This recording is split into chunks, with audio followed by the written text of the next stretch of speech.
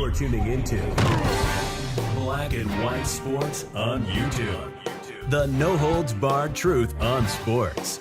The main event starts now. All right, Black and White Sports supporters, we're going to talk about Caitlin Clark and a story from a former WNBA star that should send a shiver of fear down the spine of Caitlin Clark, and I think it's rather interesting that this player feels like, in part, they were sort of forced out of the WNBA. Now, who and why, you may ask? Because this WNBA player was a straight woman, heterosexual, and she believes, in part, she was bullied out of the league. Now, the story is older, but many people are starting to bring this story back up because we talked about the idea that Caitlin Clark could eventually get fed up with how she's being treated by this activist basketball league, and that's what it is. All right, the league is primarily black. I don't think race is part of it for the most part. I do think there's some racial elements from some of these players like Angel Reese, Kennedy Carter. I think her being white and straight is a problem for them. But I think the straight part is a big deal. All right, I think it's a bigger deal than we want to talk about. I've talked about it before, and I also got comments from Kevin Durant. And there's some pretty shocking, it's a shocking statement to make about Caitlin Clark and Team USA. You guys know I think she ought to be on the team, and there's multiple reasons for that. All right, but number one, growing this women's game that I thought this league wanted to grow, but shit, as every week goes by, I'm starting to wonder with the reaction of these players. So, Outkick Bobby Burak, one of my favorites, put this out, and it talks about Caitlin Clark and this other player. So, the list of reasons why Caitlin Clark makes other women in the WNBA uncomfortable is lengthy. She's the biggest star in the league. She signed a $28 million Nike deal. She is white in a league of mostly black and evidently bitter women. Clark is also straight. She has a boyfriend, and inside WNBA locker rooms, heterophobia is contagious. The ongoing disdain for Clark faces from fellow players reminded us of a story from 2017, one involving Candice Wiggins. Wiggins, who is black but straight, was the third overall pick in the 2008 draft. She played 8 seasons in the league and had real star potential. Then she retired in 2016 at 29 without a career-threatening injury. A year later, Wiggins explained in an interview with the San Diego Union Tribune that lesbians in the WNBA, quote, bullied her over her heterosexuality and popularity. Quote, I wanted to play 2 more seasons of the WNBA, but the experience didn't lend itself to my mental state, Wiggins said. I didn't like the culture inside of the WNBA, and without revealing too much, it was toxic for me. Wow. My spirit was broken. Quote, me being heterosexual and straight and being vocal in my identity as a straight woman was huge, she added. I would say 98% of the women in the WNBA are gay women. Wow. It was a conformist type of place.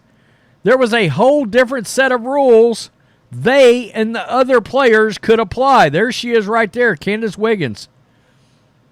Wiggins noted that there was pressure from other players to act and even look like a man on the court. That explains Brittany Griner. It does. So many people think you have to look like a man, play like a man to get respect. I was the opposite. I was proud to be a woman and didn't fit well into that culture. The other women tried to injure Wiggins. What? People were deliberately trying to hurt me all the time, Wiggins recalled. Isn't this interesting? Because I'm pretty sure that Kennedy Carter, I think she's a part of the LGBTQ LMNOP community. I've never been called bitch so many times in my life than I was my rookie season. I've never been thrown to the ground so much. The message was, we want you to know we don't like you. Wow. That's unbelievable. Perhaps no player could relate more to the experience on the court than Caitlin Clark. Kennedy Carter trying to hurt Clark while calling her a bitch earlier this month. That, of course, is the foul heard around the world. The WNBA was not large-scale during Wiggins' time for anyone of note to defend her against the lesbian bullies, and that had to be an awful and frightening experience. Wow. Wow. What a total crazy nutcase story that is.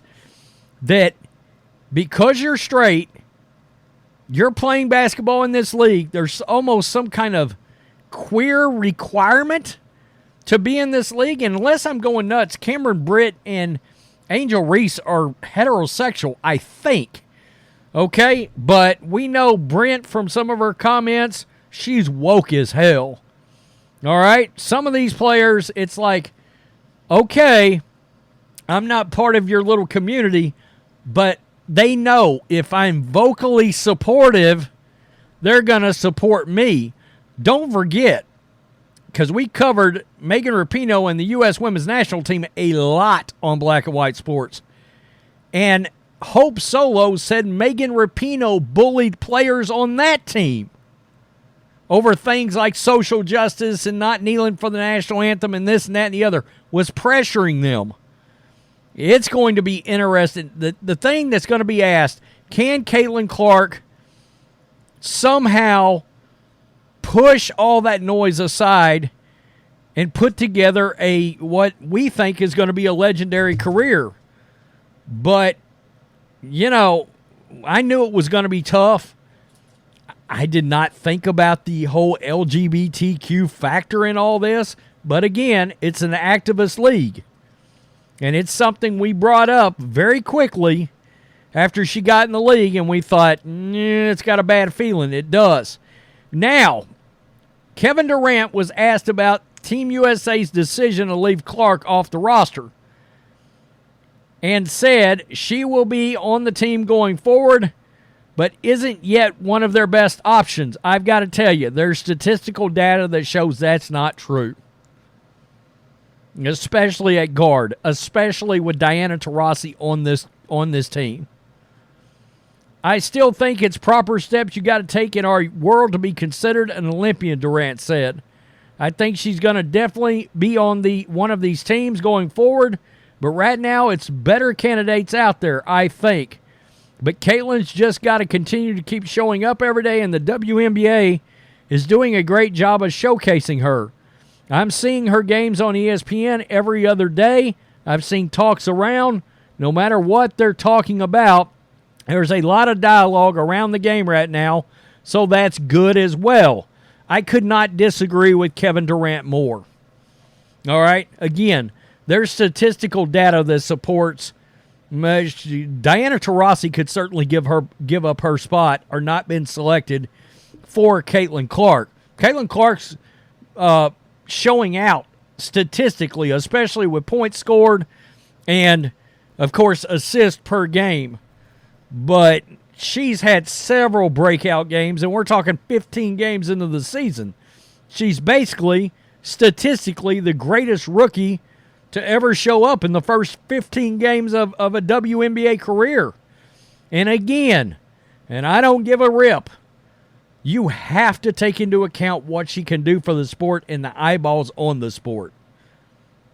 So I disagree with Kevin Durant. I think it's ludicrous that she is left off this team. And I still wonder if somehow, some way, especially if I'm NBC, I'm banging the drum till she gets on that team. I'm calling everybody and telling them how upset I am. I talked about this earlier. Wow. So, Candice Wiggins. Could Caitlin Clark go down the road, end up down the road where she is forced out of this league, bullied out of the league because she's straight? And I do think race plays a factor in this. I do. And I think there's some racism involved. But I've thought for a while that it was the sexual preference thing that is a major hiccup for some of these players. Seriously. I mean, they don't like the Bible Belt and the Midwest and Middle America watching their games because they know, well, a lot of people watching the games don't agree with their lifestyle.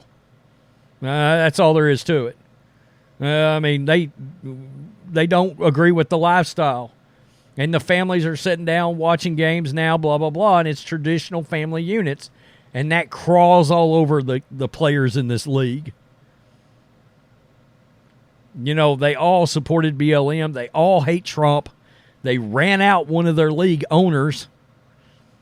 It's crazy. That's the craziest damn league I ever seen in my life. Peace. I'm out. Till next time. Thanks for watching the show.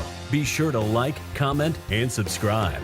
Be sure to tune in next time on Black and White Sports.